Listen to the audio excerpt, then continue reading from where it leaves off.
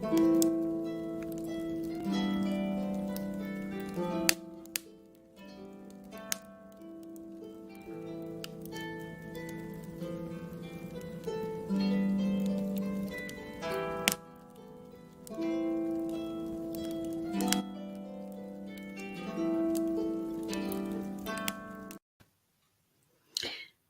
Corja, Eimear Burke here. Welcome to another Fireside Chat. And I will start, as I always do, with a prayer for peace. Gamara Shiakon of Fudna Crinne. Gamara Shiakon in our Jaili, agus in our Jira. Ganairi Lenarkaj Garmaka, Gamij Buikas Jiv, Jechivdaka, Spirit Quivdaka. May peace prevail on earth. May peace prevail in our homes and in our countries. May our missions be accomplished. We thank you, guardian spirits and guardian deities. As the fever of day calms towards twilight, may all that is strained in us come to ease. We pray for all who suffered violence today. May an unexpected serenity surprise them. For those who risk their lives each day for peace, may their hearts glimpse providence at the heart of history. That those who make riches from violence and war might hear in their dreams the cries of the lost. That we might see through our fear of each other a new vision to heal our fatal attraction to aggression. That those who enjoy the privilege of peace might not forget their tormented brothers and sisters. That the wolf might lie down with the lamb, that our swords be beaten into plowshares, and no hurt or harm be done anywhere along the Holy Mountain, with thanks to John O'Donoghue. So lovely to see you, and blessings of the solstice to you. I hope you all, wherever you are, celebrating winter or summer solstice. We had an absolutely amazing solstice in Kilkenny here, where we have, in a place called Knockrow, we have two passage tombs aligned to the winter solstice, one at sunrise and one at sunset. And for the first time ever, the sun was at the horizon, both at sunrise and sunset. So it was quite magical. So let me see where you're all from. Canada, Berlin, New York, Anaheim, California, Belgium, lovely to see you. And there's Italy, and there's Hertfordshire, Portugal, Sweden. Oh, somebody's cooking Santa porridge. I wonder what Santa porridge is. Let us know. Edinburgh, lovely. Bavaria, brilliant. West Cornwall, Norway, Washington, Suffolk. Beautiful, wonderful to see you all. Cork, lovely. Stratford-on-Avon. From snow-covered Bath. Actually, we've no snow here. It was sunny all day yesterday. It was sunny this afternoon. So it was cold last week, but the temperatures are up, thank goodness. So, freezing Colorado. Sorry to hear that. Freezing Utah. Holland. Wonderful to see you all. So we're going to Ireland today. We're going to Wicklow. Let me introduce you to my guest this evening. It's Maria O'Loughlin. And Maria, you are so welcome to this Fireside Chat. Thanks, Eimear. It's a real honour to be invited on. So you're in Wicklow. So let's tell our viewers about Wicklow. Well, I'm not from Wicklow, but it has become home really for nearly the last 3 years, since just before lockdown. I think it's the most beautiful place on the earth, as far as I'm concerned. I know I'm biased at this stage. I live on the side of a mountain, very near Glendalough. And from near my house, on a clear day, you can see down to the Round Tower. So it's quite special, but it's off the beaten track, away from the tourists. And I essentially live on a sheep farm. So there's I'm surrounded by mother mountains, literally. It's almost a 360 of mountains where I live. And it's snowy and moldy and, just earthy, really beautiful. Oh, so you mentioned Glendalough. So just tell people about Glendalough. This for people who may not know about it from around the world. Glendalough is a very special place, and Eimear probably knows more about it than I do. But it means the Valley of Two Lakes, and it's known for a Catholic saint there, an early Christian Saint Kevin, who was here, I think, in the 6th century, and he set up a monastic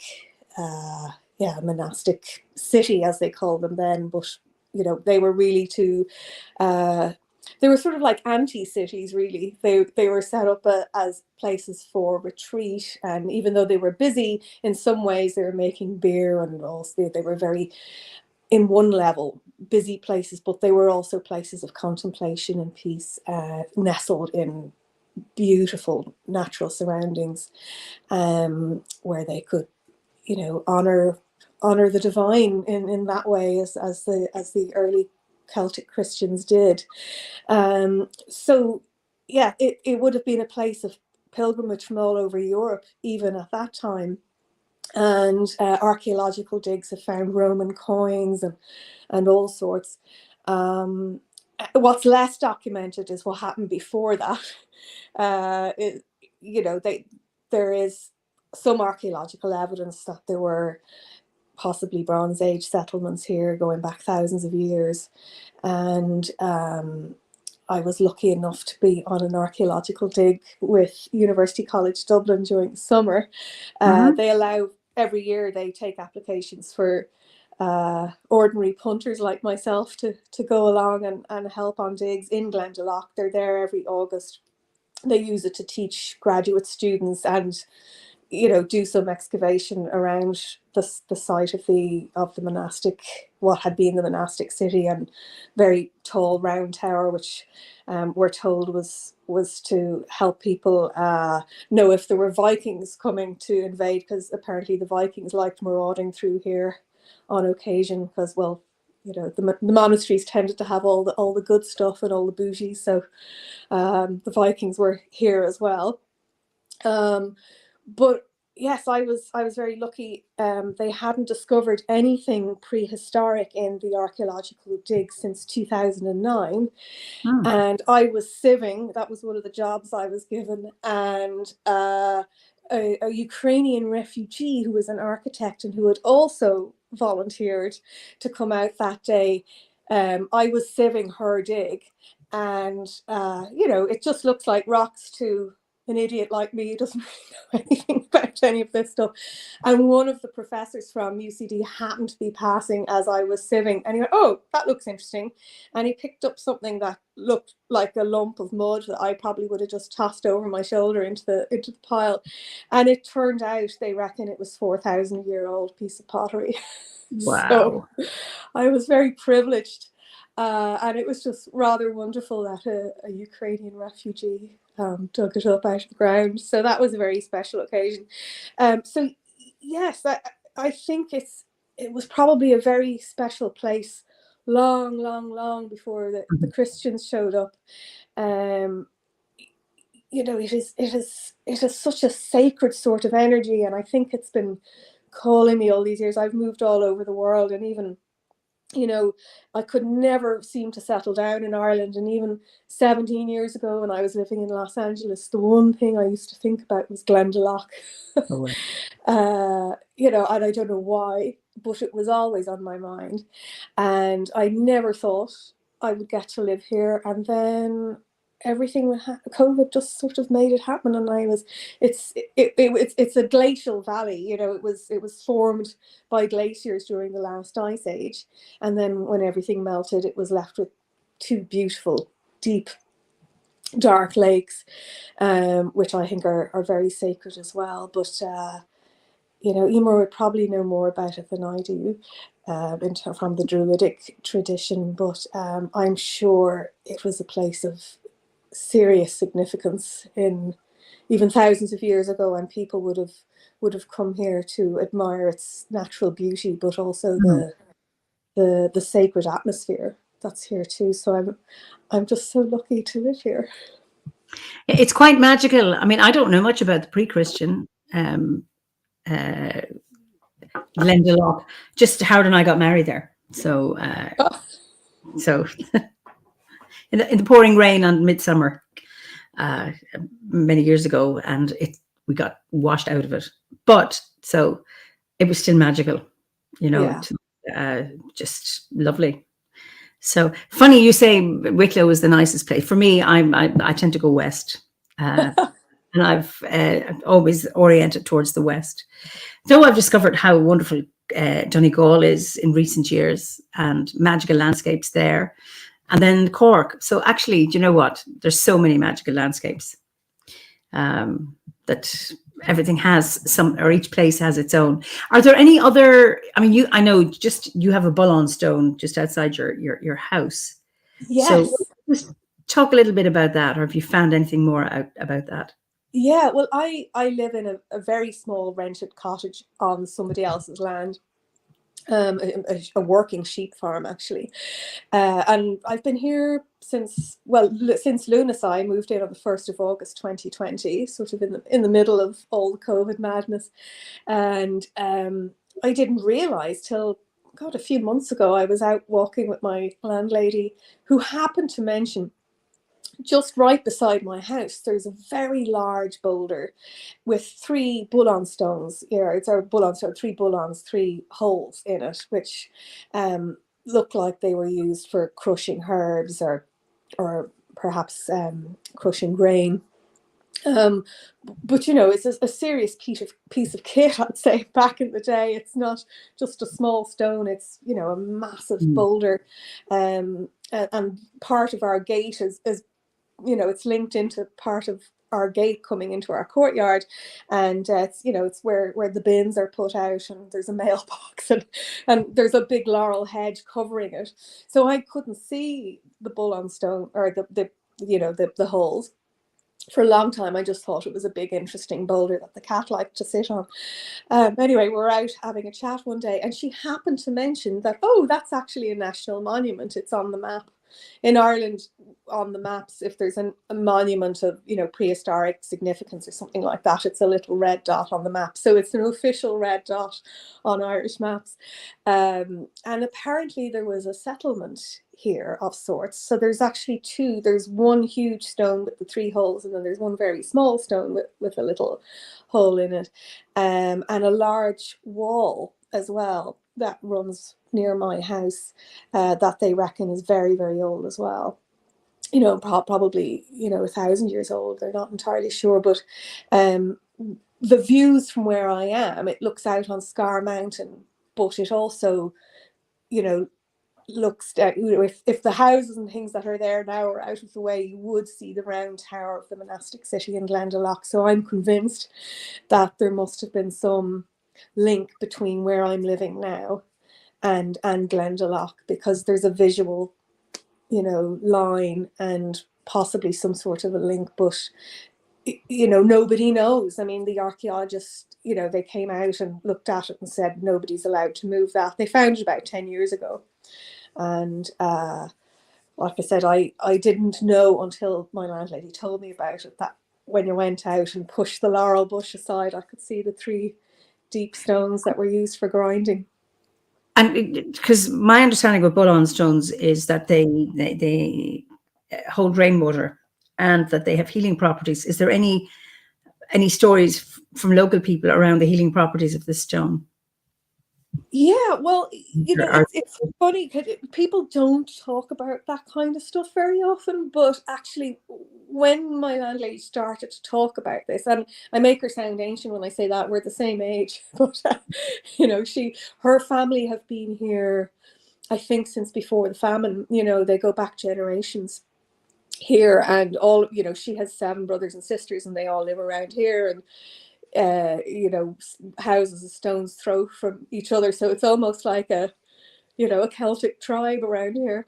But when you ask about that, she said that there were friends of her sons. Her children are in their late teens, and they had sores on their hands, and they would come over and put their hands in the water, and apparently it was healed up. So it seemed to fix skin conditions. And when I started looking on the maps, and I was talking to some of the archaeologists from University College Dublin when we were on the dig down in Glendalough, they they said actually there's a lot of Bull-on stones around this area.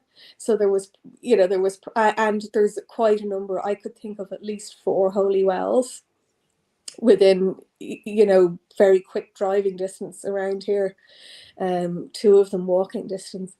So I don't know, there's definitely healing and magic and stones in the water around here. Simon, who's in Cork, so many historical standing stones, burial tombs, circles in West Cork, particularly on the Sheepshead Peninsula. Absolutely. I mean, probably Cork has the most number of standing stone circles or standing stones. But it's really interesting for our viewers. A bull-on stone is a large boulder and it has a cup in it. Sometimes they're human-made, and others maybe they've happened as a result of erosion. But so many of them are associated with healing. I mean, I got rid of a kind of a wart-like thing in my finger that up at Rye Church up in Donegal near Falcara. It was a bull-on stone, and it went away. So, yeah.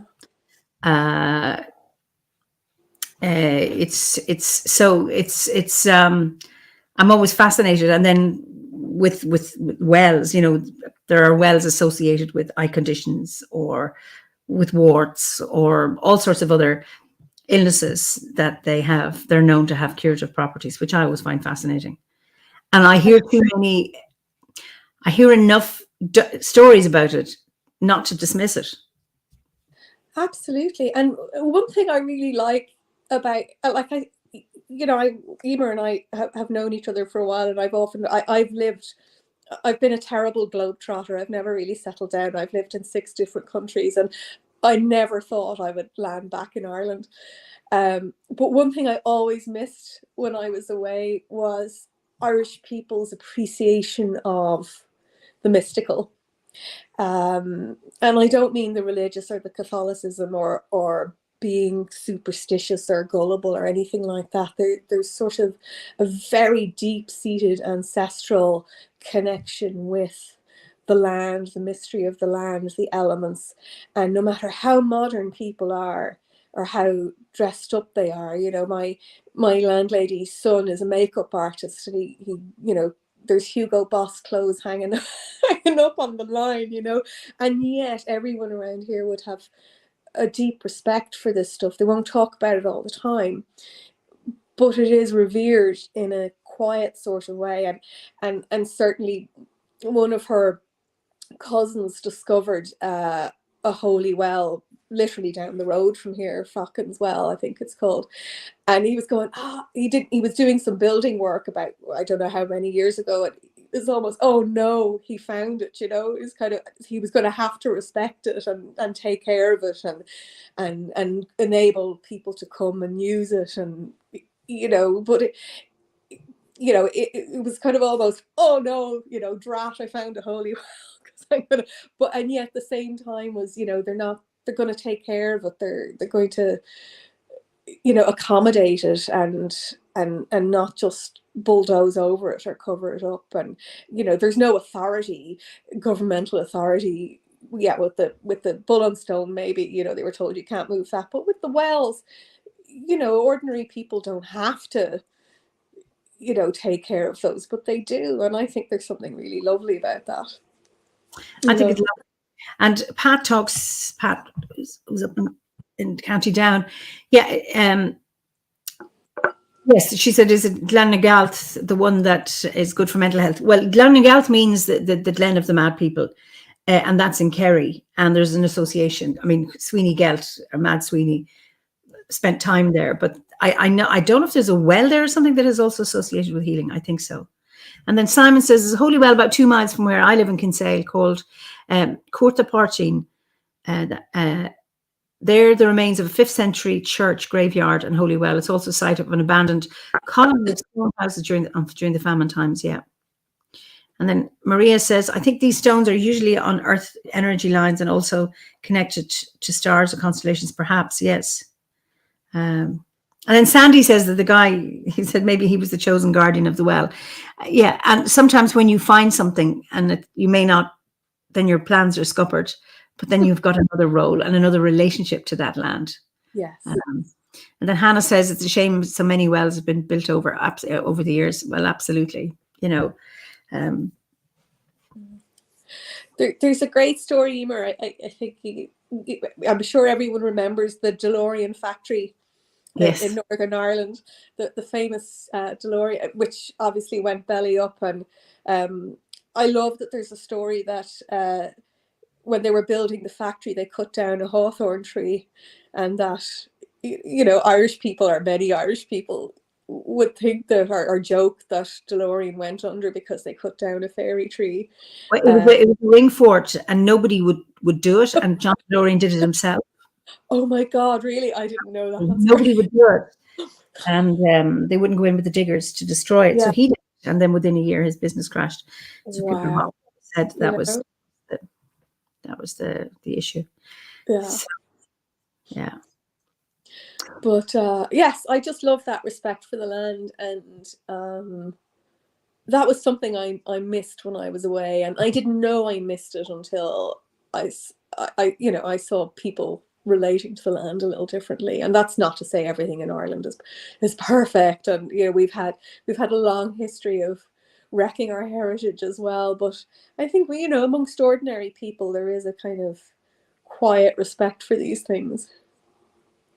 I think it's people are getting more and more aware, because an awful lot through ignorance was destroyed. I said, Owen is here, Owen the Vardoon. Hi, Owen. So fascinating. DeLorean Motor Company was scuppered by a ring fort. Good to know that others resisted taking their hands to it. Lovely, yeah. And then Pagan Jester, the story of the healing spring reminds me of a spring with healing properties used to exist between Norway and Sweden that was used by Christians and Vikings way back. It's a road now. Yeah, it's just so sad. That's, you know, development and progress for you. But I think more and more people are now recognizing the importance of this heritage. Well, thank goodness, and long may it continue that way. Although we've had our Tara story, you know, there were protests when they were building the motorway around Tara. I mean, I think there were alternative routes, but anyway, private vested interests sway, and they did a lot of archaeology, and then covered it over, and then there's the motorway. So it's one of those sad things that progress and development must hold sway. So, and it's interesting, you know, you're talking about that, a spring used by both Christians and Vikings. So going way, way, way back. And I mean, all of the wells in Ireland are known as holy wells. You know, they're dedicated to some saint or other, but they would have been pre-Christian. They would have always been associated with some kind of healing, and also as a gateway to the other world, a place which you find your imas or your eiksha healing insights, and take you off to the other world. And then Sandy says, Sandy was a guest a few weeks back. Some of the pubs in Cornwall have been built on wells, but they placed a reinforced screen over the top, so they're remembered. Ah, okay. So there's the well still there. Okay.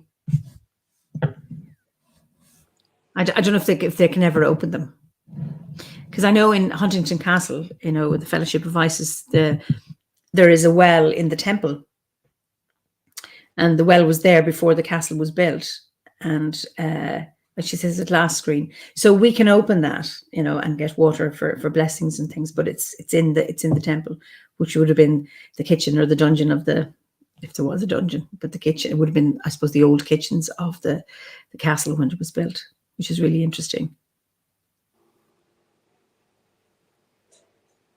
Yeah. So I find Pagan Jester, I saw all the comments about your nice Santa porridge, which is rice with all sorts of lovely things. So it's a very, very fancy rice pudding. We wouldn't call it porridge. To us, it's just oats. So yours sounds much nicer. So what brought you to Druidry, Maria? Well, it's been a sort of a slow process. You know, when people ask me that question about my spirituality or what your story is, I wish I had a kind of potted, you know, press release version I could tell. So I usually go, oh, it's a really long story, but we have a little bit of time, I guess. So I think I was always as a child, I think I was very religious in that Catholic sense, but I loved the idea of Lourdes and, and visions and the water and all of that, as a very small child, it's before it kicked in what the Catholic Church was and what it was doing, but when I was in that phase of, it all felt very magical and mystical, and I'd almost be outside trying to have a vision. I heard that Saint Bernadette, who saw the vision at Lourdes, had asthma, so I'd be nearly outside trying to get an asthma attack, sort of praying so I could see something. But then, as life went on, my brother died when I was 11, and that was a huge. I think God was on my shit list after that, I have to say, for quite a long time. And then I just couldn't believe in anything. I think after, not immediately, but during my teen years, I wanted to believe in something, but what was on offer wasn't making any sense. And I just couldn't, and I didn't really like how women were, as a young woman growing up in the 80s in Ireland, things were still, it was still, well, it was still Iran for Catholics as far as I was concerned at the time, there was sort of no outside of it. And I found that very frustrating. So I sort of found myself on a bit of a search. I did come back to an idea that there was something, because I was too tuned into it. I couldn't deny it for very long. So it kept, finding me in different ways. And so I explored Buddhism, I explored, yoga. I read about spirituality a lot. It's always been a really huge part of my life. Maybe not something I talk about to people very much. I was always quite private. And then I was lucky enough when I was in college. I was in Brenton Kennelly. I studied English and psychology at Trinity, and I was very lucky to be in Brenton Kennelly's class for a whole year. In my third year, it was the uses of mythology by Irish writers, and actually we spent a lot of time doing oral storytelling and writing stories. And that was a great experience. I think story and mythology and cinema and large story and mythos were my religion in a kind of odd way. But I met an American woman who she'd moved to Ireland. She had Irish ancestry, and her name was Laura. And she was just in Trinity for a term, doing some writing, and she was in Brendan's class. And she had a very difficult history where she had lost both her brother and sister. She was 15 years older than me, and I was not the most mothered person in the world. So I think I found a mother in her, and she understood some of the bereavement and family stuff that I'd been through that perhaps a lot of my peers didn't. But she was into Celtic paganism. And through her, I started marking the Celtic festivals. This is going back 30 years ago. Just for context with other people, I've only been in the order for just over a year, really a year and a half. But the celebrating, Bealtaine and Samhain and the solstices and the equinoxes has been something I've been doing for 30 years because of Laura, really, and reading about that. So that sort of was threaded into a lot of the Eastern mysticism I was interested in and the reading I was doing. And I was always very interested in tarot and just anything mystical, really. I would pursue it, read about it. But I never went into any one thing wholesale or hook, line and sinker. And actually, as time went on, I found myself drawn to the mystical side of Christianity as well, not calling myself a Christian, but seeing that there was a very deep tradition there that perhaps if I'd known about it earlier, that was very different to the sort of McDonald's version you were getting at Mass, and this very immature kind of religion that was being dished out to the masses. But in fact, behind the scenes, there's a mature and very interesting and very mystical idea of God and the divine in the Christian contemplative tradition. And I'm a screenwriter, and I managed to get myself to Los Angeles in my 30s. This is 16, 17 years ago, and lots went great about it. But I actually, just as I was getting an agent and everything was finally taking off after years of working really hard, a writer's strike hit there. Everything went wrong. I lost the agent, and I ended up, after really moving mountains and taking what should have been a house deposit and going to America, back in my parents' attic in my mid-30s, not quite having a nervous breakdown, but not having a good time. And I just felt like such a failure. And a friend, I really just had to face into failure. And I thought, God, I followed my dream, and I was following what I suppose we call IMMAS now. And, I did everything I was supposed to do, and, it still went tits up. So I just felt like such an idiot. And, but facing into that failure was amazing. It really opened something up in me. And actually a friend of Laura's, who, a woman called Janice. The three of us used to do our rituals together from really the early 90s onwards. But Janice was a psychic and a channeler and a psychotherapist who lived in Chicago. So I only met Janice once many years later. But Janice had channeled a couple of years beforehand, of saying, you have to go to Montmartre. Just go. And in the midst of all this terrible failure, I found myself, and I had no money. I just got on a plane and I went to Paris, and I got a shit hotel at Montmartre, and I went and sat in the Sacré-Cœur, Sacred Heart Church on top of Montmartre, which is, the little flower, I think it's associated with her too, Saint Therese of Lisieux. And Janice is not a Christian at all, but she was big, she really pushed me to this. And I think I wept. I just sat in that church and I wept for about 4 hours. Just everything came out. And at the end of it, I just heard this voice in my head that God loves you anyway. And I just, wow, And from there, I started, I had met, I was working with the Kimmage Development Study Centre, which is how I met Eimear, but we'll come back to that. Yeah.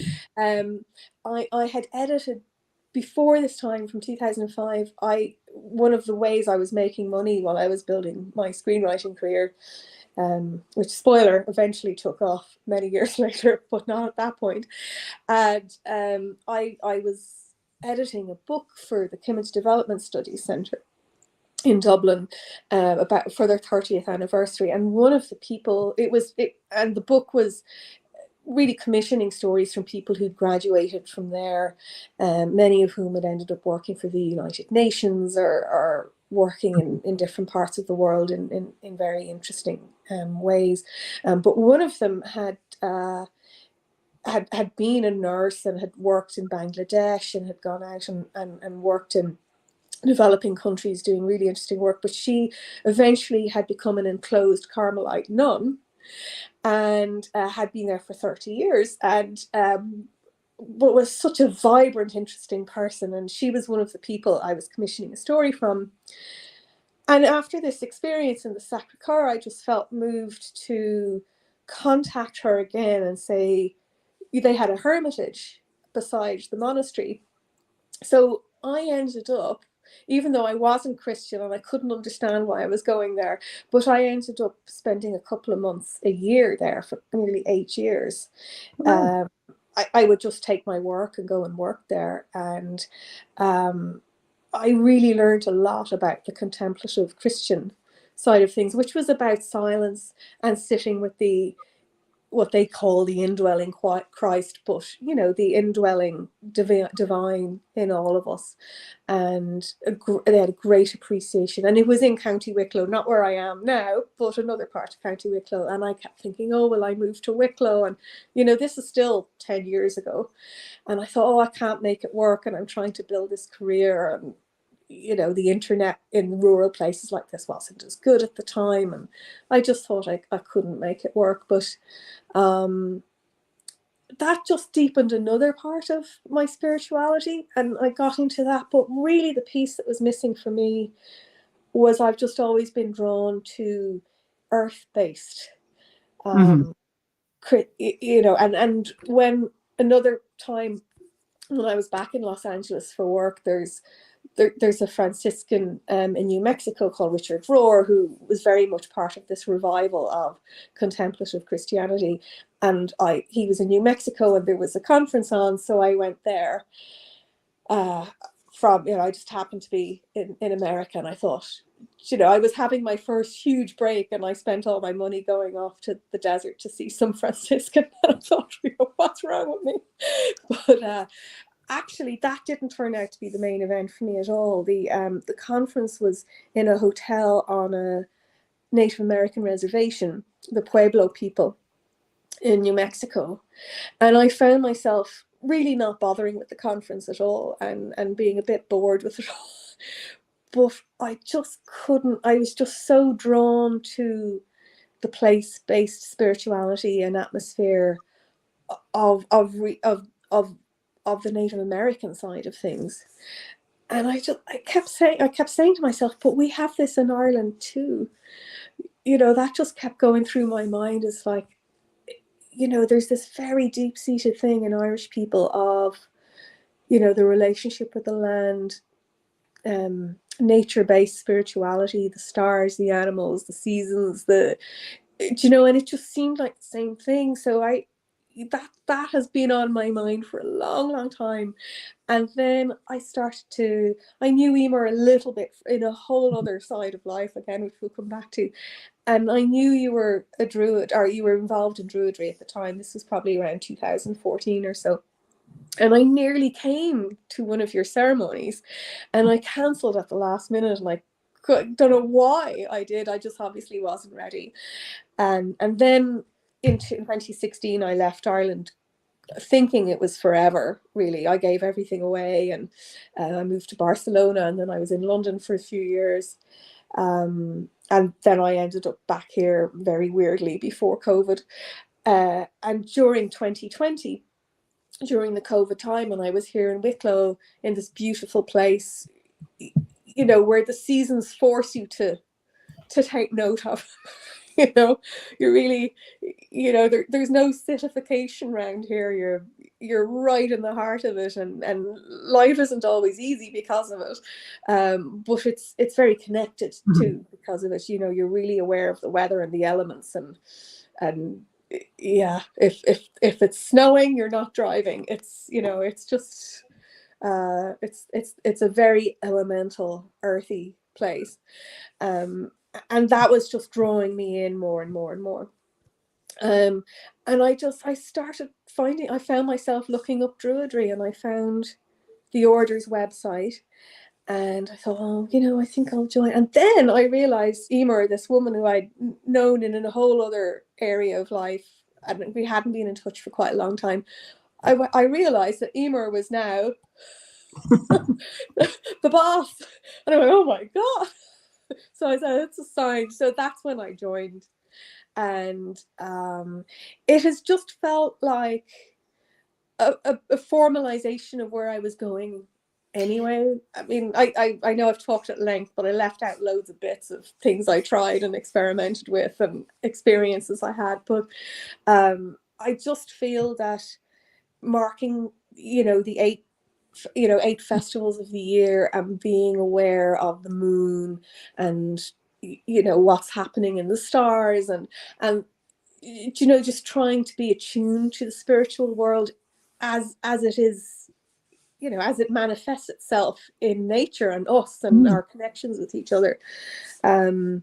that was there already, but this is sort of, I finally feel that I have found something I can really connect with, and it's the first time I said, okay, I actually want to join something, and formalize something and say, and on we had the census here, I think, was it this year or last year? It was last year. And I put down Druid under religion, which I don't think, okay, why not? So I do feel that there's, I've joined a tribe that I actually want to be part of now. So sorry, that was a really long way of getting there, but it was a long journey. And it's a fascinating, you're getting loads of responses here, fantastic story. It sounds like you really follow your heart. It's such a powerful, honest story, such a journey of the heart and soul. And Gabriella says, I find it interesting that what a strong relationship people have with their countries. They may love them or hate them, but it's something there. Feeling strong once it's really a relationship evolving. And Pagan Jester says, I went into Wicca and then Druidry, and just like you, a light bulb went up. And hold the phone. I sat through around the corner. So I'm currently a very mixed child of learning. So it's interesting how these come to be. And I mean, I had no idea that you were interested in the same things when we were working together, because we had never discussed them. Yeah, well, there's a lot of people that I've worked with over the years who wouldn't have a clue. Yeah. Because I always projected, well, tried to, I went in, I was professional and friendly, and it's really only people who knew me quite well that knew, or very well, because I was quite private about my spiritual life, I suppose.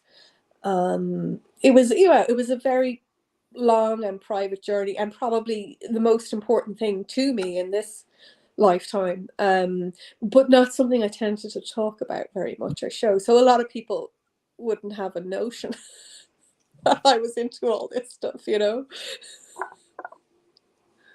Oh, so just talk a little bit about your screenwriting. I mean, what's that like, that world? And oh, well, I mean, that was, in a way, I'll get to the world bit of it, but it was, that's been a big part of the spiritual journey too, because I sort of see everything as part of the spiritual soul journey, really. And becoming a screenwriter was a long and difficult process as well. It's I always wanted to write. I think that was certainly from a certain age onwards, and I had a talent for it, but I could never really finish anything, or I was obsessed with story, and I knew I had a technical ability for writing, and when I wrote something I was asked to write, people would be impressed, and I knew I had a kind of very deep understanding of story and the craft of writing. But when it came to writing my own stories, I just couldn't get a story completely finished, or it would be very technically brilliant isn't the right word, but it would be proficient and moving maybe, but I could never move a story along. I'd get trapped in the character's head, and I was doing jobs that were sort of writing adjacent, if you know what I mean, rather than writing. I was working in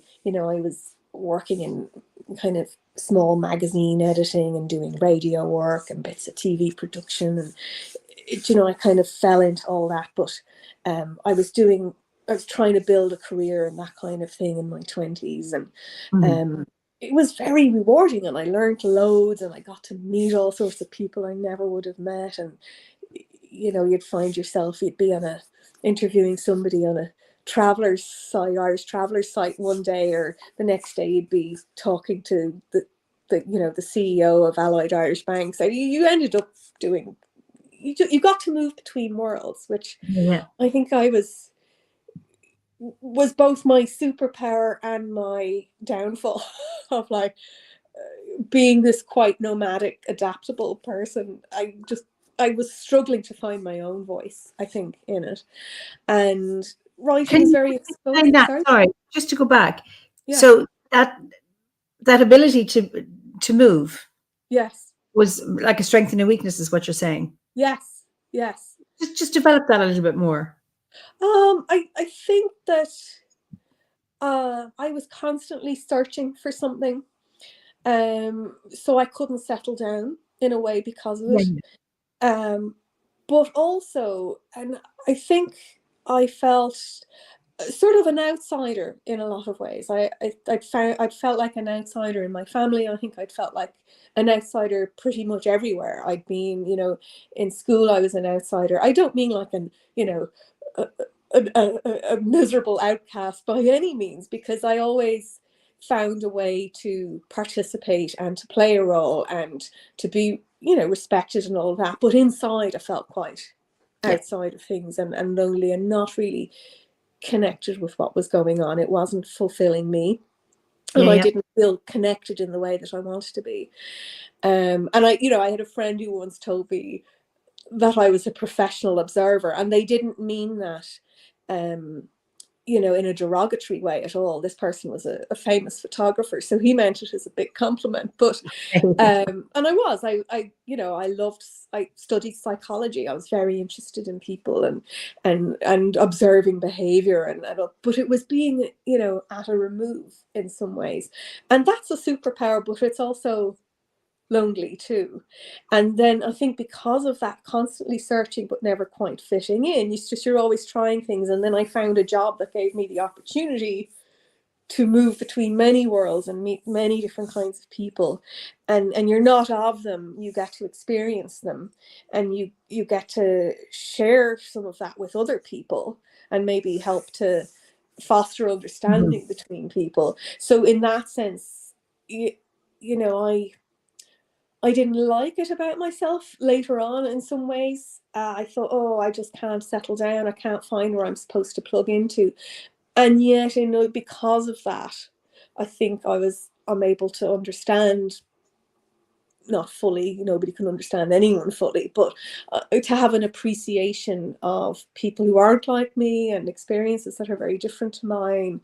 And, I've been very lucky in that sense of that I haven't just met people who are other screenwriters and work in show business or whatever now, that I got to meet many, many different kinds of people in many different, places. So from that point of view, that is, you're an outsider, and yet you're maybe an interpreter and a negotiator and a documenter. It's An outsider perspective. I'll come back to that one. Sean says you have a gift for storytelling, Maria. You just completely drew us in to your own journey. You must have such an incredible gift for drawing inspiration. Now, Sean can't be wrong. well, that I'm coming to that, because when the screenwriting thing, it's all linked. The screenwriting and the spirituality, the inspiration is all linked. So I just couldn't, find my own voice and get the writing thing done. And I was, doing well in my career, and I was working in factual TV and documentary, which was kind of going into the reality TV end of things, which I didn't like. And I realized I was really unhappy, really unhappy. And this was, I hit kind of 30, and I was promoted to be a manager, and I was doing e-learning stuff and business development and the company I was in. And I thought, oh Jesus, this is not, I was getting further and further away in some ways from what I wanted. And yet I was being promoted, and everyone was going, oh, it's so amazing, and I wasn't feeling it inside at all. So in 2001, I had a near-death experience, actually. I nearly drowned in Portugal.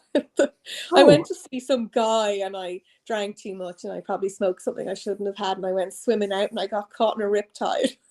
Oh my And God. it was in the midst of this big crisis about what I was doing, and I couldn't get back in. It was the Atlantic. It was the winter Atlantic in Portugal. I was in a wetsuit, but I was swimming and swimming and swimming, and I wasn't moving, and there was a big swell, and I was way out, and I just thought, I'm done. I mean, I had this moment of, this is it. And it was very calm. Like, I knew that I had run out of breath. I wasn't moving. the swell, swimming in the swimming pool and the swell of the Atlantic Ocean are two very different things, and you lose energy so quickly. And I just realized, okay, this is that moment. I'm gone here. And I wasn't scared. I was just very calm, and I was okay. And out of nowhere, and I mean nowhere, two teenagers on a surfboard just showed up. And they said, "Are you okay?" And I went, "No." And they pulled me onto their surfboard and dragged me to shore. And after that, I went, well, I've got to get my shit together now. So I really think, they were angels or whatever, because there was no one, it was a really, really stupid thing to do. It came out of being very upset with my life, and I wasn't trying to kill myself, but like I almost did. I had a row with the bloke I'd gone to visit, and it was just, it was one of those impulsive, stupid, unthinking things you do when you're upset and you're not connected with yourself. And I just knew I was gone, and then I wasn't. And I went, okay, well, I've been yanked back out of thing for some reason. So I thought, okay, I have to really sort this writing stuff out and sort my life out, be creative and do the thing I wanted to do and figure it out somehow. So this brings me on to The Artist's Way, which this is 20 years ago. That was the end of 2001. That was November 2001. And my New Year's resolution for 2002 was, I'd been reading The Artist's Way book. I don't know if people know about it, but I'll explain that if you want me to. But it's a creativity, get in touch with your creativity program. It's a book by a woman called Julia Cameron. I'm sure many of you will know about it, but she was married to Martin Scorsese at one point.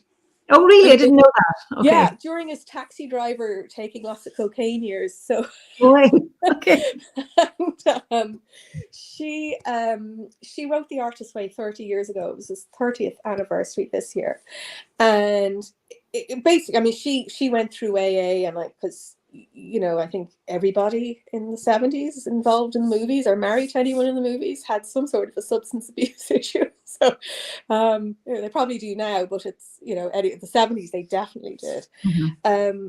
But she'd gone through AA, and so she developed The Artist's Way as a 12-week program, really, for getting back, based on the 12-step steps, yeah. Of recovering your creativity, discovering and recovering your creativity. And I had read the book. I'd known about the book since the mid-90s. Somebody I worked with who was a poet I really admired was really into it. And I had bought the book back then. So I'd had the book for about 7 years at this point. And I had tried to do it twice, because it involves journaling in the mornings. And, there's 3 pages of A4 you have to write every morning. And, you have to do tasks every week. Every week there's a chapter, but there's loads of tasks. It's very full on. And I'd never gotten my shit together. I just couldn't. And so this time I went, no, I'm going to do it. And I found there was a support group for it. I saw a little flyer in Camden Street for some holistic centre that up above a shop that isn't there anymore. And on Monday nights, you paid £100 or whatever. And for the 12 weeks, you were in a little group that met on Monday nights for 2 hours. And it was very simple. You talked about how you'd gotten on with your morning pages, that big journaling thing that scares the hell out of everyone. Yeah. Puts everyone off The Artist's Way. And so, you had to, you just say, how did you get on with your morning pages this week? Did you do your artist state? Which the idea of that is you have an inner artist, and you have to feed them and treat them with love and give them things they need to be inspired. And so you take your inner artist out on a date on your own, and it can for 2 hours every week. It has to be on your own, has to be it has to be, it doesn't have to be something serious like going to the theatre, although it can be, but it's sort of treating your inner artist like a child, but in the best sense of that. So if they want to go to a fun fair and play with, I don't know, bubbles or candy floss for 2 hours, then let them. So it's really bringing back a sense of play, that, you know, inspiration, a sense of play and abundance, and all of these things, these bring your inner artist out. And a lot of it's about getting through your blocks and protecting that very fragile, not fragile, but, you know, Precious. sensitive, Yeah. you know, special part of yourself that has been criticized and sent scurrying back inside, and all the things we've internalized about creativity and ourselves, and the things we're not allowed to do anymore. So it's getting into all of that. So every week it was, you know, how do you get on with your morning pages? How do you get on with your artist date? You know, did you do all the tasks? How did you do? And me being a bit of a swot, you know, I was very rebellious intellectually, but how I think I survived school and everything was I always just did the outer shit you had to do to keep everyone off your back. So I always did my homework. I argued about a lot of things. So if I had homework, you know, I was that A type. Well, I'll do my homework. I'll be a good girl. So I knew that if I put myself in that position, I would do it. So I did, and it was life changing. I remember it was a young Australian woman who running it, who I really thought was full of shit and didn't get on with her at all. And you know, she really got on my nerves. It was all very sweetie and nicey and drove me up the wall. But I almost did it to spite her, you know, every week of like, but at the beginning she said, "This is revolutionary. This changes lives," and I went, "Yeah, yeah." I was just making myself do something because I knew I had to do something, and this was the only thing I could think of. And I really went for it. I did everything. I did them. I ended up doing the morning pages every day for about 3 or 4 years. No, 4 years, I think. It was, you know, I was going through therapy and all sorts of things at this point. I'd been in therapy for a long time because a lot of family stuff and things that had happened, and I really had to crawl my way out of a hole anyway. But you really get to know yourself when you write like that every day. And during the process of the Artist's Way, it had never occurred to me to screenwrite. I'd been trying to write novels and short stories and prose. And actually, I realized from all the work that I'd been doing and my love of movies, my absolute crazy love affair with movies, that actually maybe I should try screenwriting. I mean, but it hadn't occurred. I mean, I'm 32 at this stage, you know, and I'm doing this, and it just hadn't like crossed my mind. And I'd even written the script for something.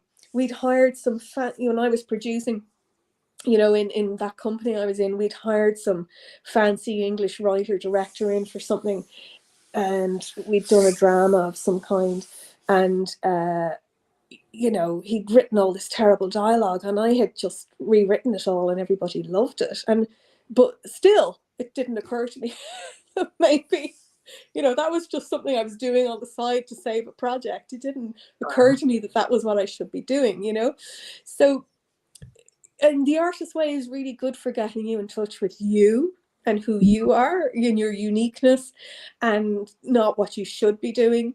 And so you do a lot of exercises and things of just getting past your rational brain and your critic and all the shoulds and what everybody's told you, to getting to the heart of who you are, you know, as your unique expression of yourself. And yeah, suddenly, whoa, screenwriting. Well, why not? So the moment I started, I came up with an idea for a TV show, and I wrote a few sample scenes, and I showed it to a producer I knew, and within weeks of that, RTE were interested, BBC Northern Ireland were interested. Right. I mean, that all went tits up as well, because, you know, it's the business and everything. I mean, it's just a long journey, all the rejection you get. But that was enough to go, oh, I'm on the right track, you know. And I left on the basis of that, because we got the beginnings of a development deal and it got optioned.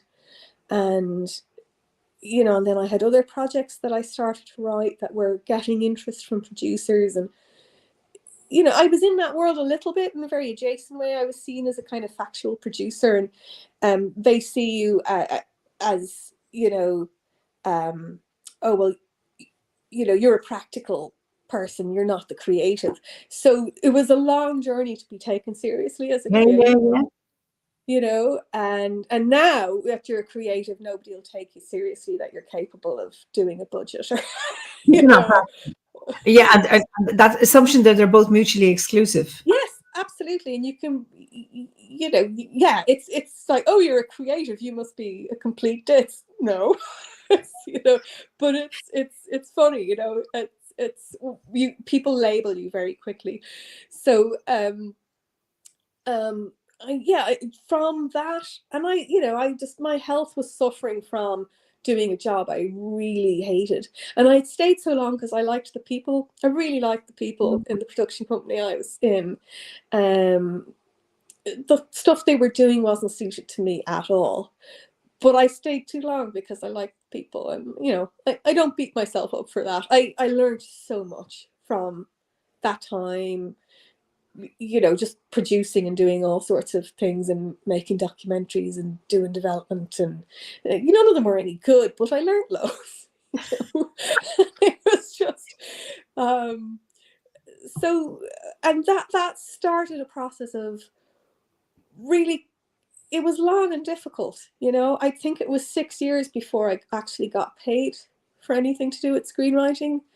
It's a very tough, long process. And to be honest, there's times when I don't know how I stuck it. I'd say it was 10 years before I started to make any kind of, living out of it. And it was 12 years before, it was easily 6 years before I got paid.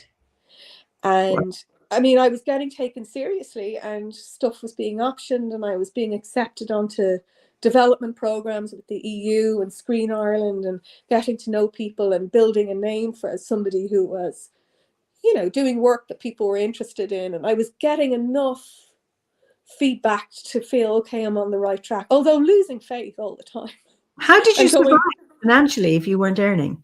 Well, I was earning doing other things. So I was okay. Yeah, I had to, my God. I was freelancing, still doing some producing on the factual side. And how I met you, Eimear, was I was one of the things when I was in the production company before Agtel, they made Ear to the Ground. And I used to direct and produce a bit on Ear to the Ground when I was with them. But I set up a kind of whole e-learning, new media learning wing for them, because I was kind of good at the educational side of things, and so I'd spent my last year there doing that very unhappily. But in 2005, I think it was, I'd had like a good year of suffering extreme poverty. I mean, I was living on savings at this point, having left my job and trying, and it was all taking a lot longer than I expected. I mean, to be honest, I think if I knew now how difficult and long it was going to be, I'm not sure I'd do it. But there, what can I say? I'm also really glad I did it. But it was scary, it was scary. And I was 2005.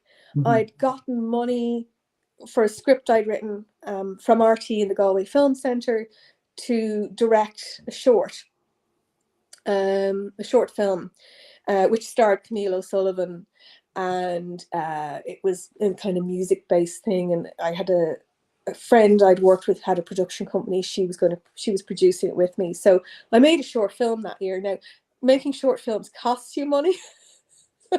We got to film in Ardmore. Ardmore Studios gave us, one of their big sound stages to build a set. We were there for a week. So I was really busy and doing stuff and making things happen, but no money. So the beginning of 2005, I went, right, I got to get some way of making money while I'm doing this madness. So I looked up ActiveLink, which is, it's the kind of job, or it used to be, I don't know if it's still going, NGOs and kind of Okay. social jobs in Ireland. And I thought, I want the job with the least amount of responsibility. I just, want to work a couple of days a week. I need to be able to write most of the time and give most of my time to that. But I need some money coming in. So I saw that the Community Development Studies Centre was looking for an admin assistant, and I applied for it. I mean, I don't know why. It was pure desperation. But I just sent it in and didn't hear anything. This was the beginning of 2005, when things were looking a bit grim. Mhm. And several months later, I get a call from Paddy Riley, who is as you know, is the head of the centre, and he said, "Yeah, we're not quite sure why you applied for that job because you're wildly overqualified, but your CV was very interesting, and we want to talk to you about potential. Would you come in to talk about a freelance project?" So I'm there, okay, and after the discussion about why I'd wanted that job, which got put aside very quickly, said, well, I want to do this book. It's our 30th anniversary, and we've had people write things, graduates write things about what they've done since, but it hasn't really worked out, and we need somebody with a writing ability. But also we want to look at, for people who don't know, they had a Bachelor of Arts and a Master's degree in Development Studies, and many of their students were community development workers and mature students and NGO workers from East Africa, and would come to to Ireland to study maybe for a couple of years, and they were often very key community members and had families and were leaving for long periods of time. They were often sponsored by NGOs like Trócaire or Concern or Red Cross or whatever that they were working for. But it was a huge amount of time to be away from home and families and communities that really depended on them. So Paddy and the Irish Department of Foreign Affairs and Irish Aid, which funded the Development Studies Centre, were looking, is there a way that people don't have to leave their home countries? And he said, you've done all this e-learning work and distance learning work. Would you do a feasibility study for Irish Aid on what we could do? And I'm going, oh, it's dicey, and there's the internet problems in East Africa and all that. But actually, that's how I ended up earning money for the next few years. Okay. We ran a pilot study. We started out with professional development courses, and I worked with a subject specialist. Very practical things for people working in community development and NGOs, and writing funding proposals and managing a small organization, and all of that kind of thing. Community planning and best practice and in that kind of thing. So I was working with subject specialists on that and kind of creating a course. And I went out to Tanzania and interviewed, did focus groups with, potential typical end users, asking, what kind of internet they had access to, what kind of technology they could deal with, and what they wanted as well, subject matter wise, and how to do it in a way that would be useful to them. And we trained up local tutors, all who had master's degrees in development studies. And so it was a huge undertaking, and all of my production experience and being able to sort of step in and just ask a lot of questions. Somebody said, what's your methodology? I said, well, I'm going to ask a lot of questions of anyone who's involved. I'm just going to ask them what they think and what their problems are. And so it was actually quite, initially when I went in, they'd had a feasibility study done before, which is a big, thick written report. And I said, no, let's actually pilot something. So we piloted an 8-week course, I think in project planning and proposal writing or something like that for NGOs. And it went really well. We got great feedback, and we had very detailed ways of getting feedback from people, and we really monitored it. And we sort of developed the service from then. And then I started working with them on adapting parts of their master's degree for distance learning purposes. And it's just because I had very clear writing ability and communicating ability from working in TV, but educational TV as well, and had done a Wow. lot of research on distance learning in my time with the production company for 2 years. And I thought that was all wasted, but actually it turned into my cash cow, but a very interesting cash cow Wow. for quite a few years as I was building up a screenwriting career. And, you know, getting to go to Africa was just mind-blowing. And, you know, on the spiritual side of that too, it's, you know, when I first went on a trip there when we were trying to develop the project, and I met some very senior African men and women who, you know, had long associations with Kimmage and their partner training organization in Tanzania. But were, you know, two of them were university professors in rural development, and, you know, there were several very senior African NGO workers and project managers and program managers who came along and gave me their time and spoke to me. But I went in really, I said to Patty, I said, I don't think this is possible. I don't think it's going to work. You know, there's too many obstacles and too many technological issues. And, you know, and actually on our very first day in Arusha in Tanzania, of a focus group, a fantastic woman, you know her, Fortunata Macha, who was a university professor there, said this prayer. She just got up and said this, like, you know, she's this powerful, you know, in Africa, you know, women of a certain age, everyone, Fortunata Macha, everyone called her Mama Macha. So it was like, you're Mama. And this fantastic, powerful woman just stood up in this room. And it was like an invocation. It was just, she just said this prayer for this distance learning. I remember the way she was talking, and I was like, I sat there and I was so inspired. I mean, that was Imabas of like, this can work. And not because of the technology or because of me, because of the people here and the belief, you know. And I just thought, wow. That was the first time I thought, oh, I think we can do it. And we did. You know, it turned into a thing. And but that's how I met Eimear. Eimear was, well, you might want to speak about what you were No, doing, I was but that's how we there met. in human development there, and that's how I met you. And then I taught there for 20 years, every year for 20 years in Arusha. Yeah. Really interesting.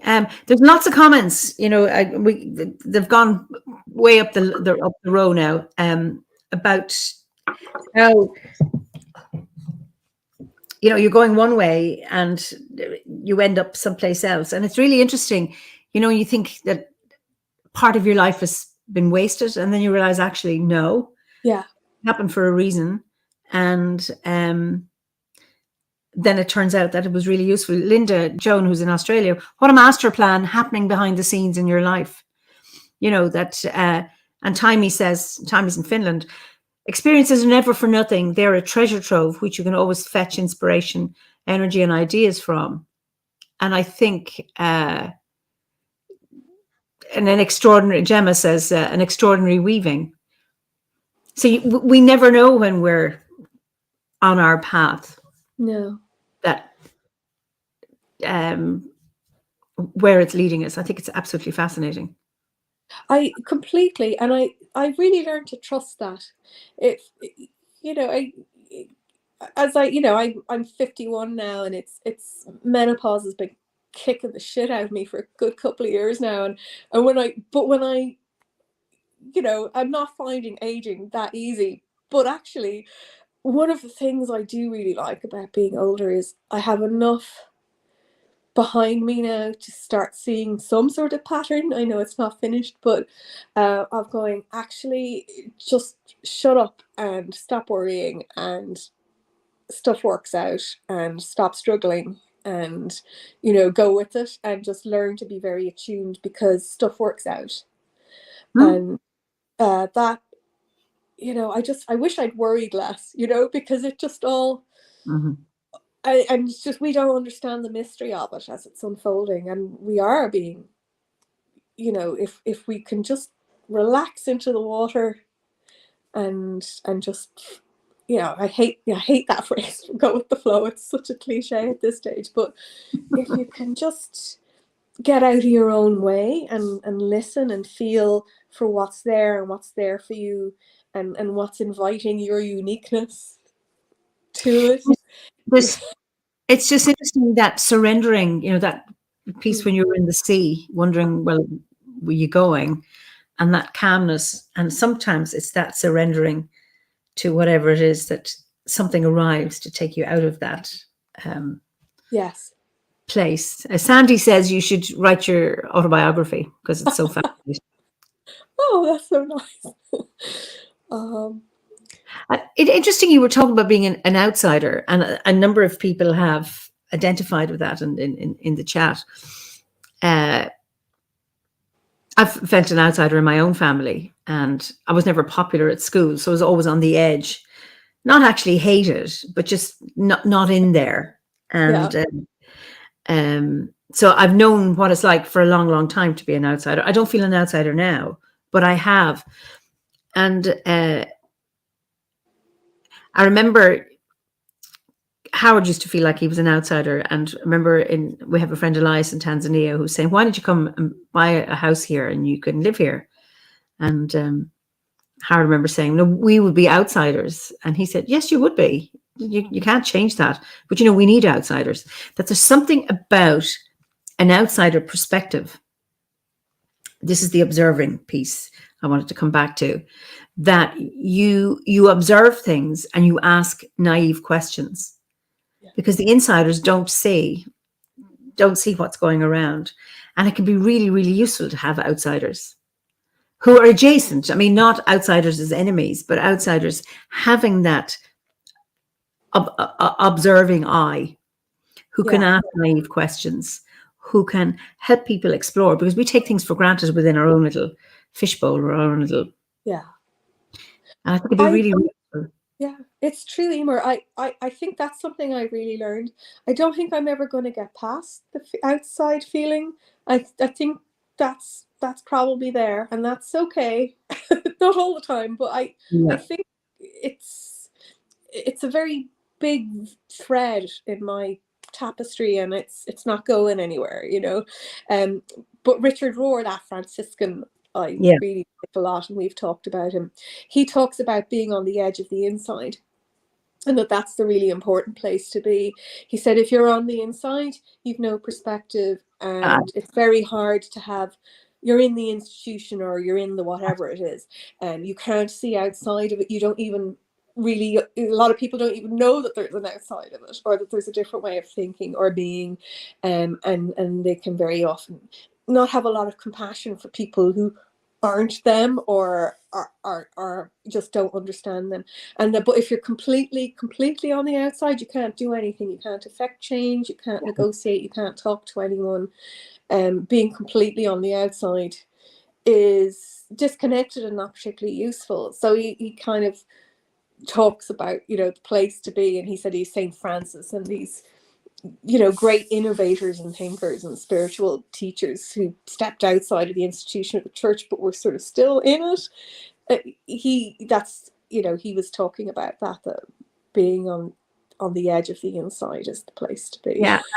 Linda says, I think what Eimear's saying is that it's a gift to be on the edge. Absolutely. I think because you have both.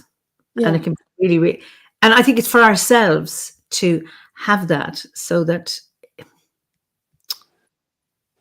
we're all blind and we can be willfully blind, but somehow if we're a little bit at the edge, it forces us to take another objective look. Yeah. Looking at ourselves objectively in a subjective way, or subjectively in an objective way. I'm always there's often people assume objectivity, some kind of superior place, but not necessarily. But to be able to do that. And actually, Karen makes a point. Often moving away for a good few years and coming back, you observe a different perspective of the place you grew up in, as happened to her. Karen, that exactly happened to me. Absolutely. I think going away is really, really useful. And very, very important. I think you come back with fresh eyes. Pat says, being an outsider is a gift, albeit an uncomfortable one. Whoops, you're going too fast. All these comments now. which is great. Gives you that extra perspective and the mental freedom to move beyond the walls of your in-group. It also helps you find the boundaries of your own individuality in a way that people always in a group cannot. Absolutely. And Julia says, I came into an American community as an outsider and asked all kinds of questions, including who was Martha Stewart, who was always being mentioned. And while welcomed, you never really became an insider. Oh, there's a, yeah. And I mean, we have this phrase in Ireland, blow-ins. I remember my mother-in-law, who had lived 40 years in Clare, but she was from Kerry. She always says, I'm a blow-in. So Ferdinand has a question. Do you think there's a connection between folks who are some kind of outsider and being artists or healers or priests? That's a really interesting question. I do. Yeah, I do. And not to get too fancy about it, but I think to be an artist or a healer or a priest, you've got to be able to see outside of yourself and where you are, but also to be able to communicate. I think, we don't make art, just for ourselves. We don't heal just for ourselves. We're all connected, and communicating between worlds, and helping people to understand each other, and for all of us to understand our shared existence. I think that is one of the great things about story and art and healing, and they're very linked. And I think if you're completely immersed in and blinkered almost by where you are, your identity, your institution, your home, your country, whatever it is, and you haven't experienced anything else, it's very hard to get perspective on it and write about it or communicate about it in any meaningful way that's more universal. So yeah, I think they're very linked. It's not very comfortable. I think I've spent a lot of my life being very lonely, and I don't mean in a way of like I'm just always on my own and just miserable. I'm really quite happy in a lot of ways being on my own, and that is something with writing is necessarily quite a solitary thing, although I work in a very collaborative business, but there is a large element that is ass on chair on your own in a room. Okay. With nobody bothering you. That has to happen in order for stuff to come to you and to allow yourself to receive things and to concentrate and to work on your craft.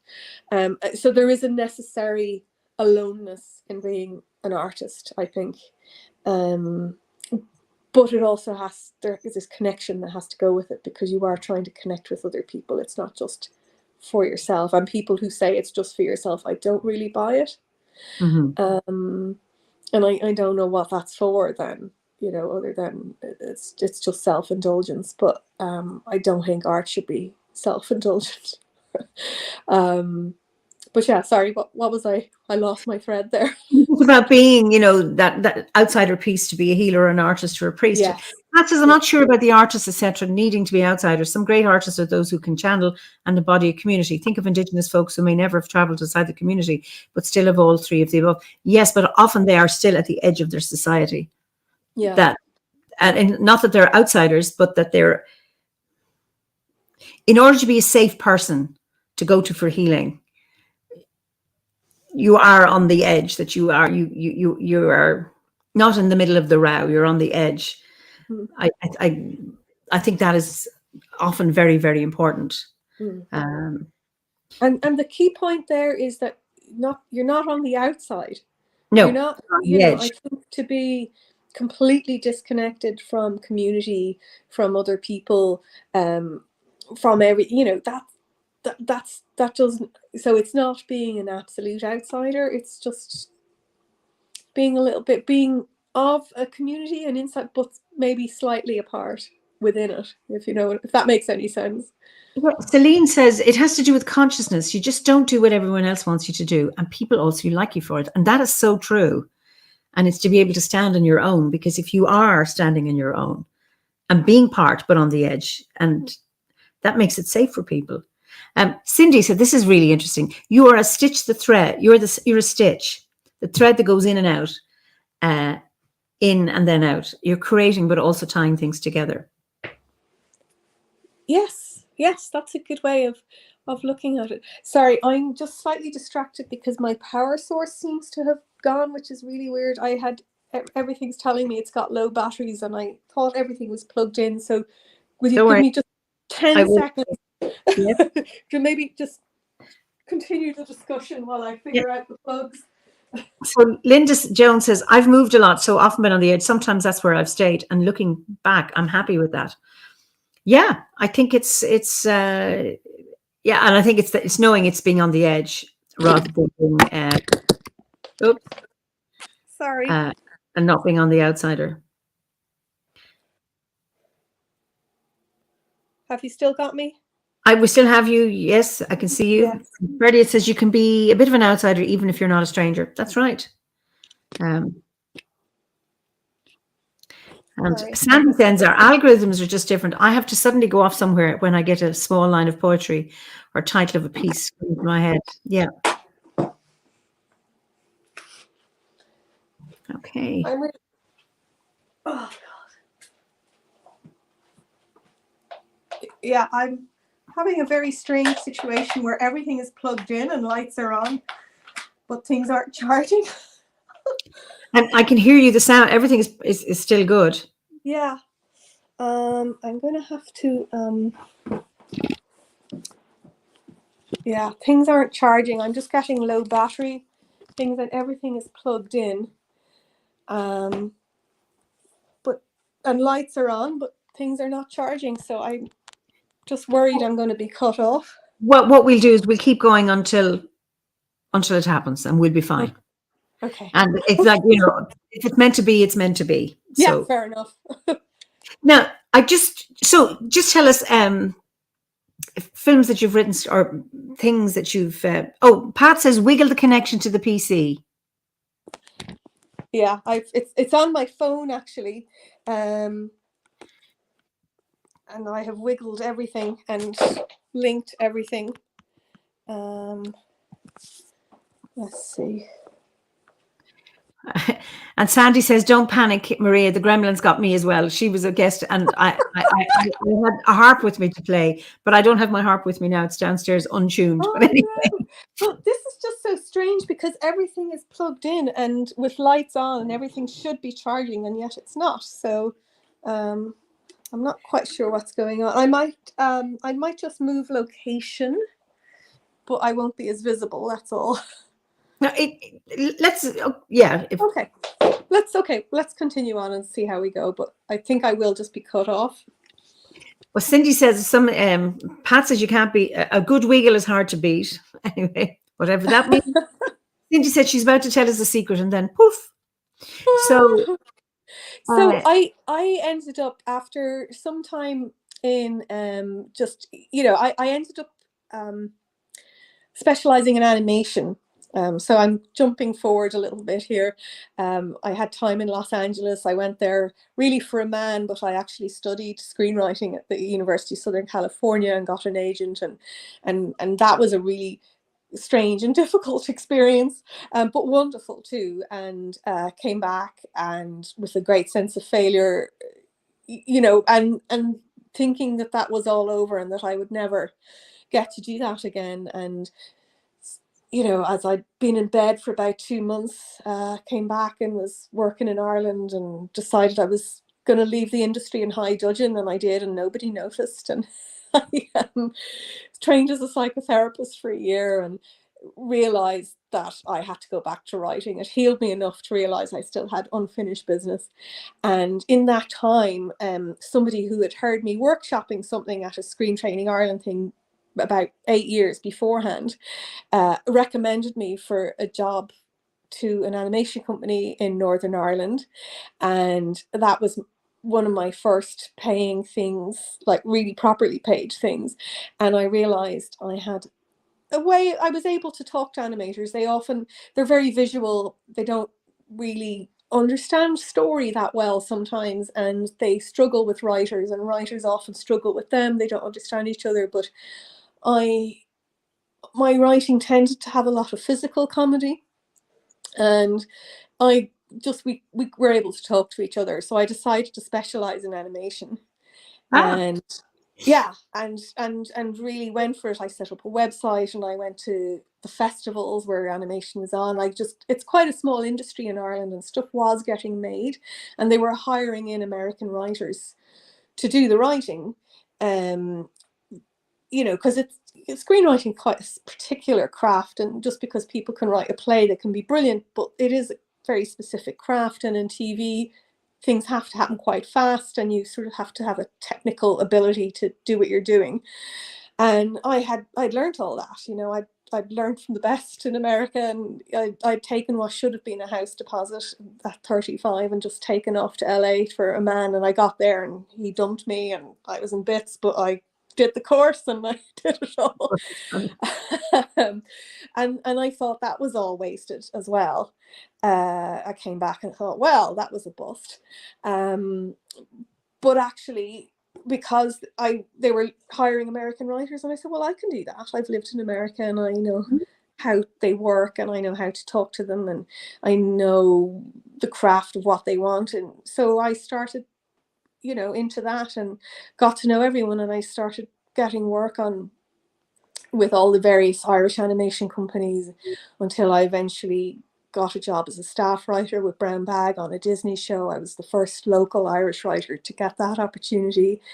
I hated it. I mean, the show was great and I learnt loads, but I had to be in an office every day for 5 days a week for 8 months on the show, and it nearly killed me. I've just not had trained for that. Sorry? What was the show? Henry Huggle Monster, it was called. These are mostly children's television, not all.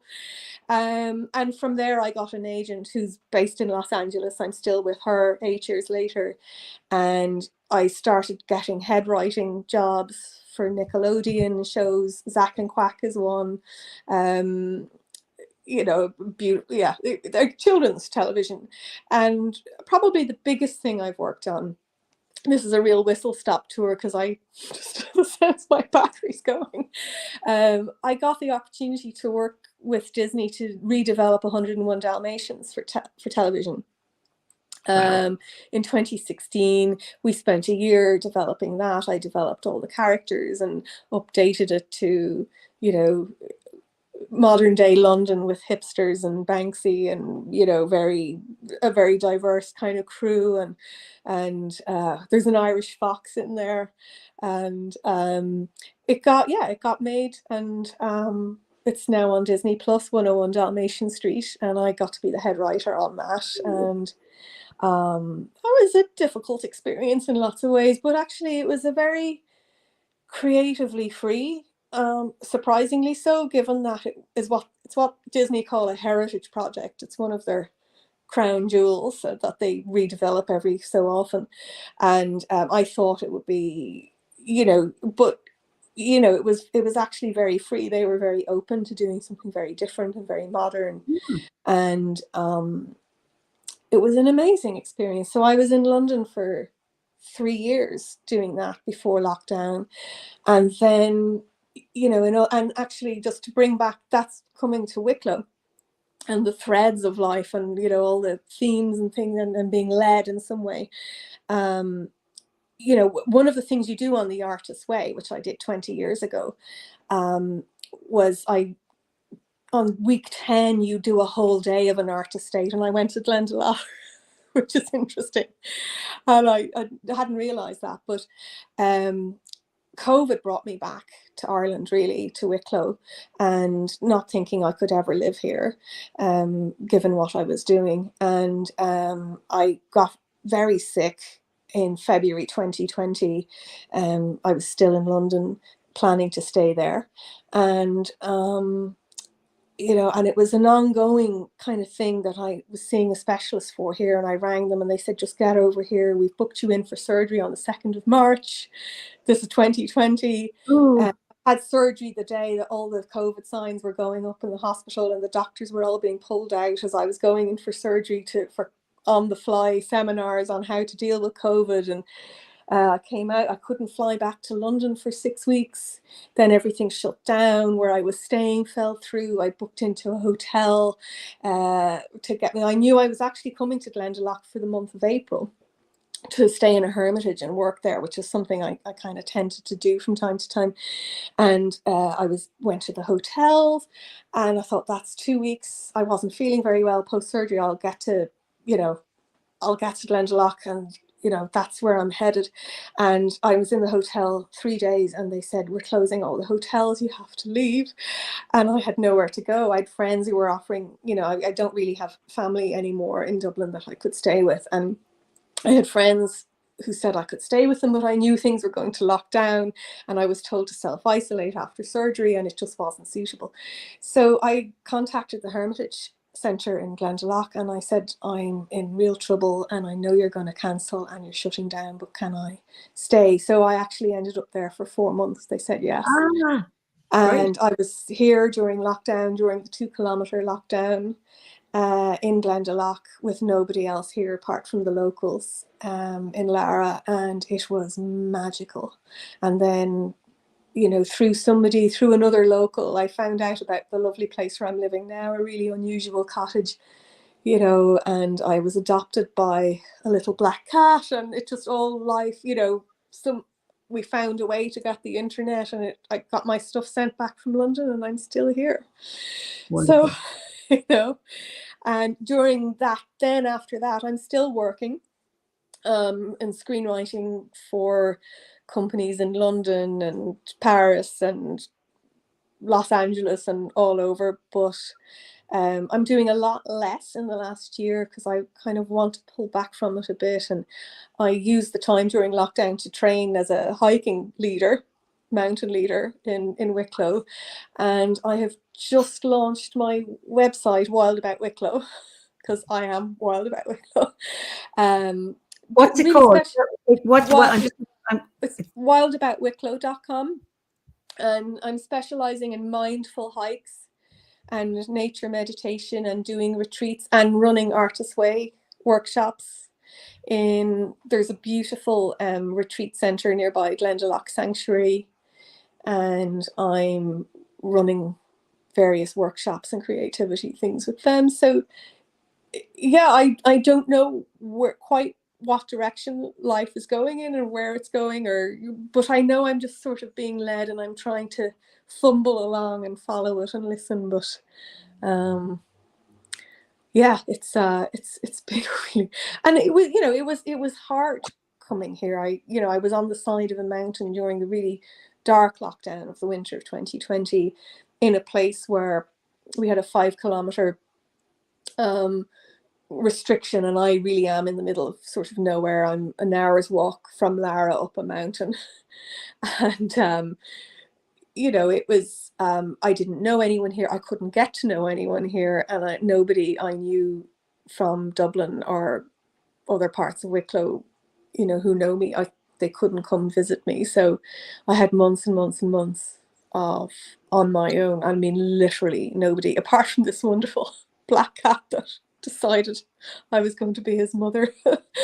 Or I'm his familiar, maybe. Not sure he's mine. He's nobody's familiar.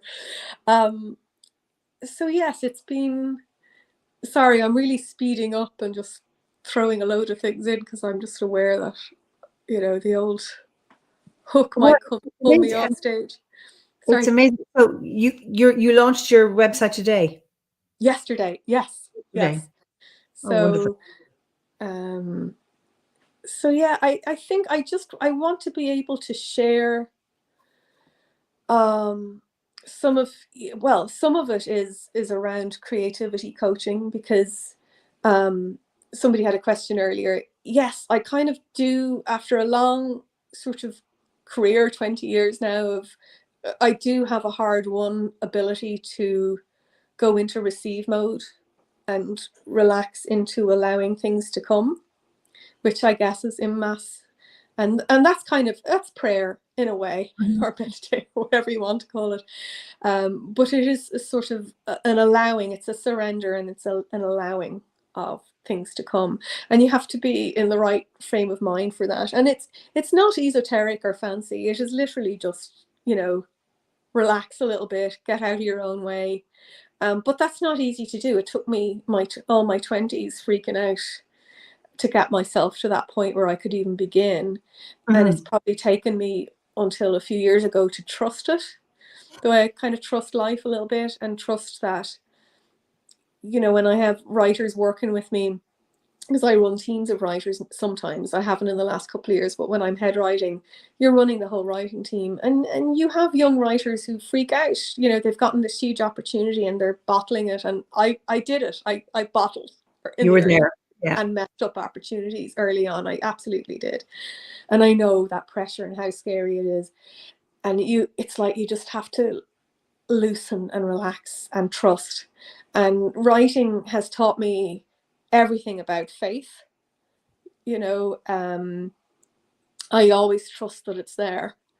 And I like, you know, it's living your life and spirituality, they're the same thing. So like what I said earlier, that for me, screenwriting in a way is or writing, and the path I took was a spiritual practice too. Although it doesn't seem like it, and certainly a lot of what I've written on screen isn't particularly spiritual. I write a lot of comedy and a lot of kids stuff, and but you know, it has opened up a lot of opportunities for me, and I've made a living from it, and I've gotten to meet amazing people, and yeah, I went through a lot of my 20s worrying about, and my 30s too, of like, am I going to make it? Am I, you know, that whole idea of, are you going to make it? And just worrying all the time. And actually, I sort of feel okay. I haven't written an Oscar-winning movie, but that's okay. I've succeeded in my own way and become respected in my own area, and gotten to work at a very high level with the Disneys of the world and the Apple TVs and the Netflixes and all of these. And that's been, you know, I'm very proud of that. I don't want to blow about that, but it was really hard won. And I had to work very hard and go through a lot of not having money or security or any of those things. And when it took off, I have to say, I had a great sense of satisfaction that I'd stuck it out and learned my craft and worked hard at it, and just feel hugely appreciative that it did kind of work out, you know. Oh, wonderful. And it will continue. Gemma says, amazing. You're an incredible woman. Best of luck in your new venture. And Linda Jones says, I think those times of forced isolation allow us to grow in ways we could never grow amongst people. And that's always an interesting one when we're pushed into some place. Well, I think any kind of trial, whatever it is, any kind of that gets us to a place where we wouldn't have had it been so easy. Julia says, blow that trumpet loud. You earned the right. Thank you. That's really sweet.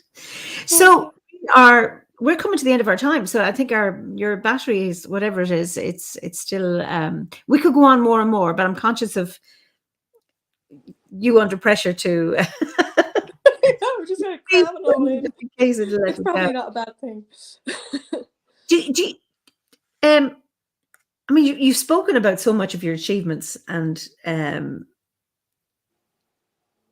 even challenges. They're kind of questions that often they come up, and they've just come up, you know, within the conversation. What is your favorite? Okay, a concern you have about the modern world? Oh, I mean, the big one for me is, I think biodiversity is actually, you know, and what we're doing to nature, it really bothers me. And I mean, it's linked with everything else we're doing, our relationship with nature and how we've treated the earth and wiped out all of these wonderful species, and, you know, our own survival. I won't get into the science or the climate stuff or any of that, but it's all linked. And so yeah, that is something, and that has come from being in Wicklow and just appreciating this beautiful place. And actually, it has a lot of problems in terms of, you know, the kinds of trees we have here that we really need to be having here, and how a lot of this very beautiful place has degraded in some ways, a lot of it because of human activity and sort of wanting to, just being, I'm feeling really protective of that now. And so one of the things, actually, as part of we didn't talk about the Druidry very much at all, because to be honest, I've only gotten through the first 10 lessons. That's my terrible admission, in a year and a half. I've done the first 10 twice, so I don't know if that counts as 20. So, but I've actually been trying to live it. I've been trying to live it rather than, when we said, oh, plant trees early on, I went, well, I don't own any land, and where the hell am I going to put? And actually, I just started searching, and then, of course, once you put something out there, something comes. A community group called Rewild Wicklow was just, they were just in the beginning stages of even putting out feelers. They're about, planting trees and increasing habitats for biodiversity, and it's very, community based. And I'm not the brains behind it at all. Danny Alvey and his family from Newtown Mount Kennedy have been really instrumental in setting it up. I have helped with various things and led fundraising hikes because I'm insured. And I've helped out with various things, and I'm one of the kind of founding members, but I'm definitely not the brains. But they have become huge within just a year. Danny's very bright. He very involved in fundraising with Vincent de Paul professionally, and really knows how to set up a community organization properly, and knows how to run the media and do the social media. So we've got over 500 members, and we plant trees, and we've developed Danny has developed a partnership with Parks and Wildlife and Quilcha and various farmers. So we're helping to maintain trees, and we're helping Parks and Wildlife Department with bog preservation in the Wicklow Mountains. And so that's, an amazing organization that has, and we've people coming from Dublin every weekend, and they're from all over the world. It's actually amazing how there's more foreigners than Irish people sometimes come along. Yes. To plant trees, just come out on a Saturday morning and plant trees on somebody's land, or for Parks and Wildlife, or do tree maintenance. And it has been really amazing, and it has just taken off. And I think it has taken off because it's hit the zeitgeist. I think there's this huge thirst in people that they realize, I think we have a very deep inbuilt connection with nature because we're of nature. There's the separation between us and nature was always very artificial, but I think something is re-emerging in people, something's reawakening in people. I think partially COVID did some of it, but I think it was happening anyway. We're Rumi, the great Sufi Muslim spiritual thinker, that which you are seeking is seeking you.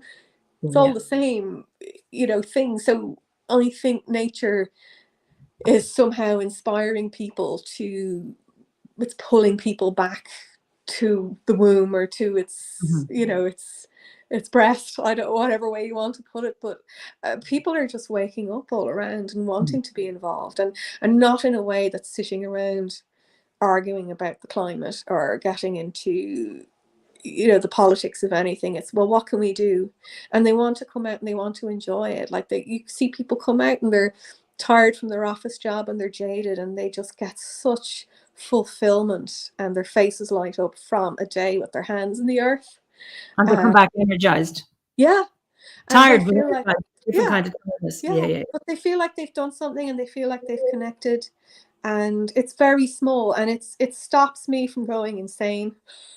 I think there's so little I can do, but I can do this thing, so that, and the fact that it's taken off, part of it is Danny's brilliance of knowing how to do that, and to capture people's imaginations and capture media attention. And but it comes from a very real place, and I think people, when they come out and work with us on a volunteer day, they get that, and it's really fantastic to see it, and I get a lot from that connection of, well, there are other people care about this too. And it's not grandstanding or virtue signaling. It's very quietly going out on a Saturday morning and driving down to Wicklow from Dublin, and in the rain, hail or snow, and very unglamorous a lot of the time. And they just plant trees, and they're going to be there in however many years. And it's thinking about the next generation too. And so that I find that very gratifying, and that's been a really big the Druidic path pushed me there, to find something. And that has been a very important part of my time here in Wicklow. Beautiful. And of course, when you start on the Bardic grade, there's a piece on, planting a grove if you can. Yes. And yes, that's where it came from, and I couldn't. So you do it on a larger scale, where I could do some in my garden. When I came here first, this was a field. I have no more room for trees, just none. It is full. So, and again, having that impetus, that nudge from, within the order to do that, it's so beautiful. And then, of course, the order we donate money to have trees planted every year. And since you told me about Wicklow, a lot of people got presents this year from me for Christmas. They got a cert with trees, and it's just lovely to be able to know that people are actually going out there and planting those trees. And it's the family that are doing it, or the company that are doing it, but then you have these volunteers who are getting something as well as giving. And for your mental health, your spiritual health, your physical health, it's a no-brainer. Yeah. Absolutely. So so I'm wild about Wicklow, which is my thing, but then rewildwicklow.ie is it's very specific to Wicklow, but I hope that other counties start doing similar things as well. People have asked, if we're going to do stuff in other counties, but realistically, we're a very small organization with not a lot of resources, and we're going to stick to Wicklow, but it would be really exciting if people in other counties started to think, well, what could we do? And early on, I think there was a Wicklow Green politician who I won't mention their name, but Danny wondered if we should have them involved, and their great advice was keep it apolitical. We'll support you, but we'll stay out of it. We won't be involved in the organisation, because you want to be seen as a grassroots community organisation with no political affiliation. And one of the things we have to do here is to work with farmers who may not like the idea of the Greens. There are a lot of competing issues around here, and it's the main thing is to work in partnership, and to try and develop those relationships with Cuilcha, with farmers, of saying, we're all on the same side here, and we've got to find a way. And if you're politically aligned, that can become more difficult. And I think it was great advice of you're a community grassroots organisation, stay that way. Well done. Sandy, do you have a magic hot button, she means, for people to donate? So it's Rewild Wicklow. It's rewildwicklow.ie, and yes, you can donate. If you go on, there's a donate button, but there's also, for Christmas, we're selling certificates for, we're planting Scots pines with Parks and Wildlife, Department of Parks and Wildlife around Wicklow and Glendalough, Hawthorne, and well, everywhere we're planting, but you can sponsor trees and have them named after you, or a friend, and they're digital certificates. You can buy them on the Rewild. I did, and you give them the name of the recipient, and you the gifter, which is lovely. But those trees will get planted, and they will get planted in places where they're properly looked after. So they won't be saplings that are killed off by weeds and eaten by deer. They are going into places where we're very conscious that they're going to be maintained and looked after. So they're seeds that will take, they won't just disappear. Now, just one thing about they say Scots pine. I thought they were Irish pine, because it was believed that the Irish pine had gone extinct. And I think these are taken from a place in the Burren where... Yes. So they're Irish pine. They're not Scots. Yes, it's a misnomer. It's such a pity, because I have one of them growing in my garden, actually. Because my friend Sean O'Guigan is also a member of the order. He was a guest maybe last year. He has planted. Oh, she's gone. Okay, that's anyway. It's been such a lovely chat with Maria, and thank you all for your wonderful comments. So that's not so bad, actually. She lasted just before we were going to say goodbye. So I will say good morning, good night, good evening to you, and wishing you a great, if you celebrate Christmas, so be it. Tell us about the pines anyway. Okay, well, I'll do that. So it was believed that the Irish pine had gone extinct and that you had the Scots pine, which was related, obviously, and that's what they were planting in Ireland as an indigenous pine tree. But someone found some pine trees in the Burren in Clare, and they were bonsai'd, and took a long time trying to work out how to germinate the seeds, and did it through using fire. So anyway, has germinated all these seeds. So like I was saying, OBOB member Sean O'Guihin, I think, planted 3,000 Irish pines up in Glenveigh National Park, which is in Donegal. And I have one of them in my garden. And it's just so lovely. So I have a Scots pine, but I also have an Irish pine. So it's just lovely to make these discoveries. We think something is gone, extinct, and then somebody somehow makes these discoveries. I think it's just wonderful. So thank you all. And like I was saying, if you celebrate here in Ireland, you can't avoid Christmas. Certainly I do it culturally. And let's have a peaceful time. Anyway, so I look forward to seeing you next week when I have another interesting chat. And Linda Jones says, the island where I live is covered in Norfolk pines, and it's called Norfolk Island. Really interesting. Okay, wonderful. So in the meantime, have a good time and be well, and I'll see you next week. So slán go fóill.